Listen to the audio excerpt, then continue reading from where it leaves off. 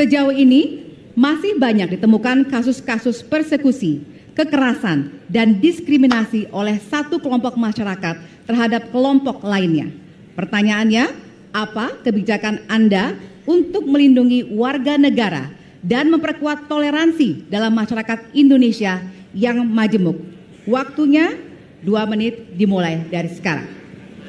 Setiap pelanggaran hukum tidak boleh dibiarkan tak dihukum. Karena apabila dibiarkan, dia akan menular dan dia akan dianggap sebagai sesuatu yang benar. Karena itu langkah yang pertama adalah setiap kali ada pelanggaran dikerjakan oleh siapapun, kapanpun, dimanapun, maka tegakkan aturan, tegakkan hukum. Nomor 1. Yang kedua, ketika kita berbicara kerukunan, maka kita harus melakukan usaha berkomunikasi dengan semua. Negara tidak boleh memusuhi salah satu unsur yang ada di masyarakat. Nggak boleh. Negara adalah penyelenggara yang harus menjangkau semua. Kami mungkin tidak suka, mungkin tidak setuju dengan pikiran seseorang, tapi negara harus memberikan hak kepada dia untuk berbicara, termasuk untuk mengkritik. Sehingga ada ruang kebebasan kepada rakyat untuk menyampaikan pendapatnya. Jadi kita harus sadar, negara bukan mengatur pikiran, negara bukan mengatur perasaan, negara mengatur tindakan. Di situ kita atur. Dan bila melanggar, maka itu dilakukan tindakan penegakan hukum. Lalu ketika sampai kepada usaha untuk menjangkau semua, pasti komunikasi dilakukan. Tapi selalu saja ada peristiwa pelanggaran, ada peristiwa kekerasan, dan seringkali rakyat tak tahu kemana harus melaporkan. Dan ketika mereka berhadapan dengan pihak lain, seringkali mereka membutuhkan bantuan hukum. Karena mereka berhadapan dengan berbagai unsur yang ada di masyarakat. Karena itu kami merencanakan membuat sebuah program yang disebut sebagai online untuk pelayanan pengacara gratis.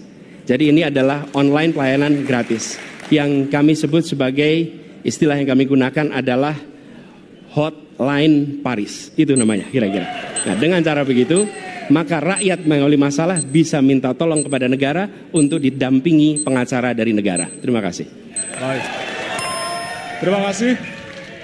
Dan selanjutnya kami persilakan kepada calon presiden nomor urut 2 untuk menanggapi jawaban dari calon presiden nomor urut 1. Waktu Bapak 1 menit dimulai dari sekarang. Saya kira yang sangat dirasakan oleh banyak kelompok, terutama kelompok minoritas, Pak.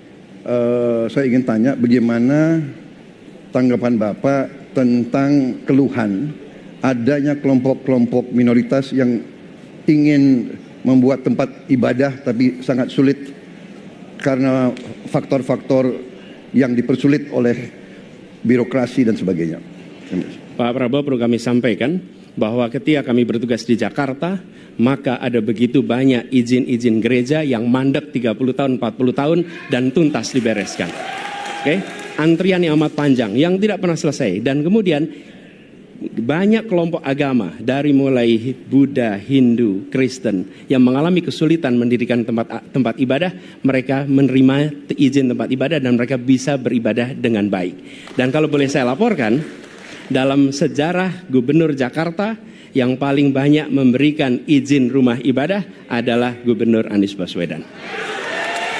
Termasuk ketika umat Islam mau mendirikan masjid dan tidak bisa mendapat izinnya, saya bicara. Ketika umat Kristen mau mendirikan gereja tidak bisa mendapatkan izin dari masyarakat, saya bicara. Dan semuanya akhirnya mendapatkan izin untuk bisa beribadah. Terima kasih.